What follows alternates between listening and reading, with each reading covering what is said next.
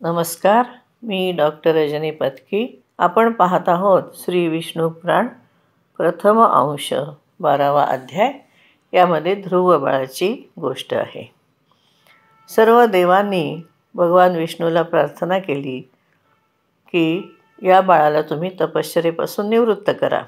ते तिथपर्यंत काल आपण पाहिलं.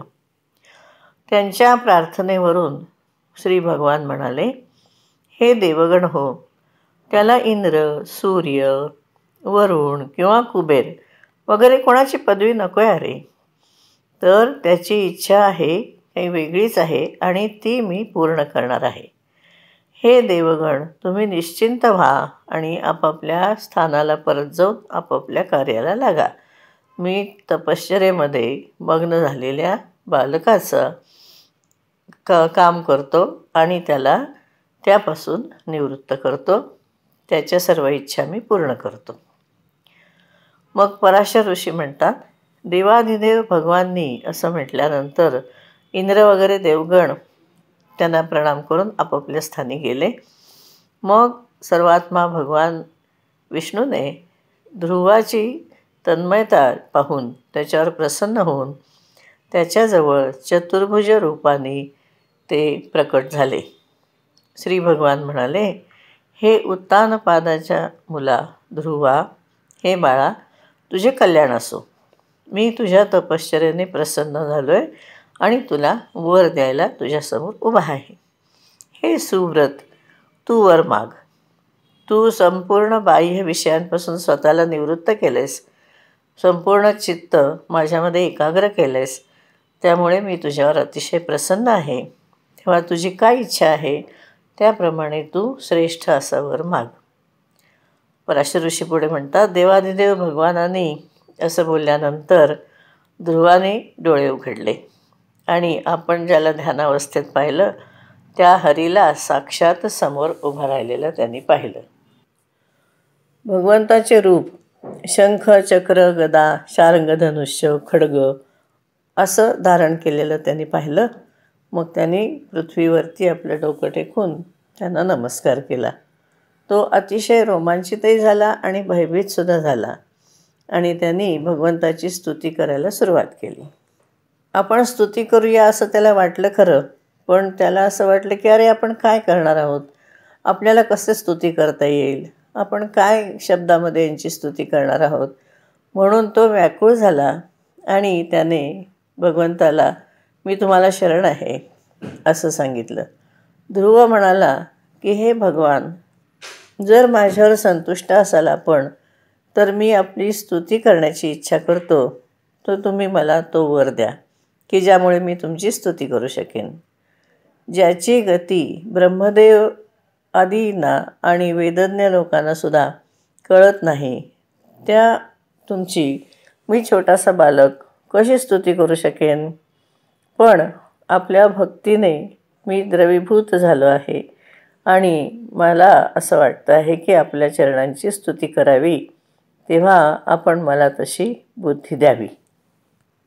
पराशर ऋषी मैत्रेयानं म्हणतात, हे द्विजवर्य, जेव्हा जगतपती गोविंदाने आपल्यासमोर हात जोडून उभ्या असलेल्या उत्तानपादपुत्र ध्रुवाला अशा प्रकारे विनंती करताना पाहिलं, तेव्हा त्यांनी आपल्या शंखाचा अंतभाग जो वेदांतमय आहे त्याने त्याला स्पर्श केला. तेव्हा एका क्षणात तो राजकुमार अत्यंत प्रसन्न झाला आणि विनीत झाला आणि सर्वभूताधिष्ठान श्री अच्युताची स्तुती करायला त्याने सुरुवात केली. ही स्तुती श्लोक 51 ते 74 एवढी मोठी आहे, त्यामुळे मी आपल्याला फक्त पहिले 2 श्लोक वाचून दाखवते. भूमिरापो नलो वायुः खं मनो बुद्धिरेव च भूतादिरादिप्रकृतिर्यस्य रूपं नतोऽस्मितं शुद्धः सूक्ष्मोऽखिलव्यापी प्रधानात् परतः पुमान् यस्य रूपं नमस्तस्मै पुरुषाय गुणाशिने. आपण या स्तुतीचा थोडक्यात गोषवारा पाहू. पृथ्वी, जल, अग्नी, वायू, आकाश, मन, बुद्धी, अहंकार आणि मूळ प्रकृती हे ज्याचे रूप आहे त्या भगवंताला मी नमस्कार करतो. अतिशुद्ध, सूक्ष्म, सर्वव्यापक आणि प्रधानपेक्षासुद्धा हा परमात्मा पलीकडे आहे. त्याचे गुण, रूप हे ज्याचं वर्णन करता येत नाही, अशा परमपुरुषाला मी नमस्कार करतो. पृथ्वी आदी समस्त भूत, गंधादी त्यांचे सगळे गुण, बुद्धी, अंतःकरण चतुष्टय, प्रधान, पुरुष हे सगळे याच्या पलीकडे हा सनातन असा पुरुष आहे. निखिल ब्रह्मांड नायक आहे. ब्रह्मभूत शुद्ध स्वरूप अशा या आत्मस्वरूपाला मी नमस्कार करतो. मी शरण आलो आहे. योगीजन ज्याचं चिंतन करतात, व्यापक आणि वर्धनशील असल्यामुळे ज्याला ब्रह्म असं म्हणतात, विकाररहित असा जो आहे त्याला मी नमस्कार करतो. हजारो मस्तक, हजारो नेत्र, हजारो चरण असं आपलं विराट असं रूप आहे. संपूर्ण ब्रह्मांडाला आपण व्यापलेलं आहे आणि शिवाय 10 गुणांनी त्याच्यापेक्षा जास्त व्याप्त झालेलं आहे. हे पुरुषोत्तमा, भूत भविष्य जे काही पदार्थ आहेत ते आपणच विराट आहात, स्वराट आहात, सम्राट आहात, अधिभूत, अधिपुरुष असे आपण आहात आणि ब्रह्मदेव वगैरेसुद्धा आपल्यापासून उत्पन्न झाले आहेत. आपण पृथ्वीच्या खाली वर इकडे तिकडे सगळीकडे आहात. संपूर्ण जगत आपल्यापासून उत्पन्न झालं आहे. आपलं स्वरूपभूत असं ब्रह्मांड आहे, त्याच्या अंतर्गत पण आपण आहात आणि त्याच्या पलीकडे पण आपण आहोत. यज्ञ, वृषदाज्य म्हणजे दही दूध किंवा ग्राम्य वन्य अशा प्रकारचे पशु हे सगळे आपल्यापासून उत्पन्न झाले आहेत. आपणच ऋक, यजू, साम, गायत्री वगैरे छंद आहेत आणि आपल्यापासून यजुर्वेदाचा प्रादुर्भाव झालेला आहे. तसंच अश्व आणि एकाच बाजूला दात असणारे महिष वगैरे सगळे जीव उत्पन्न झाले आहेत. आपल्यापासूनच गाय, बकरी, मृग वगैरे सगळे सर्व प्रकारचे ब्राह्मण, क्षत्रिय वगैरे, त्यानंतर सूर्य, नेत्रांपासून सूर्य झाला, प्राणापासून वायू, मनापासून चंद्रमा, नंतर नासांध्रापासून प्राण, मुखापासून अग्नी, नाभीपासून आकाश, मस्तकापासून स्वर्ग, कानापासून दिशा आणि चरणांपासून पृथ्वी उत्पन्न झाली आहे. अशा प्रकारे हे भगवान आपणच सर्व जगताच्या रूपाने प्रकट झाला आहात. ज्याच्यामध्ये लहान लहान बीजाने मोठा वृक्ष तयार होतो, तसं प्रलयकालामध्ये हे संपूर्ण जग आपण त्या छोट्याशा बीजामध्ये लीन करता आणि पुन्हा अंकुर आल्यानंतर जसं वृक्ष वाढतो तसं आपण ही सृष्टी पुन्हा निर्माण करता. हे ईश्वरा, सगळ्यांची आधारभूत असणारे असे आपण आल्हादिनी म्हणजे निरंतर आल्हाद देणारी, संधिनी म्हणजे विच्छेदरहित आणि संवित म्हणजे विद्याशक्ती हे आपल्यापासून अभिन्न रूपामध्ये राहतात असं वाटतं, पण आपण त्यांचा आधार आहात.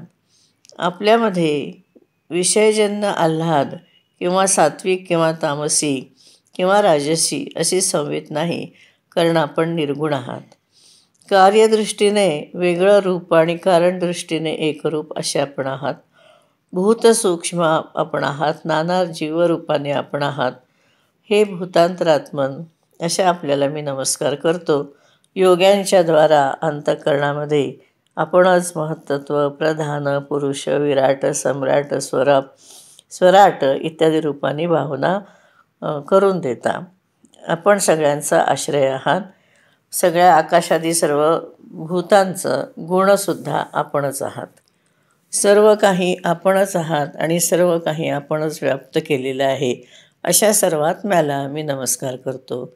हे सर्वेश्वर, आपण सर्वात्मक संपूर्ण प्राणीमात्रांना व्यापून आहात.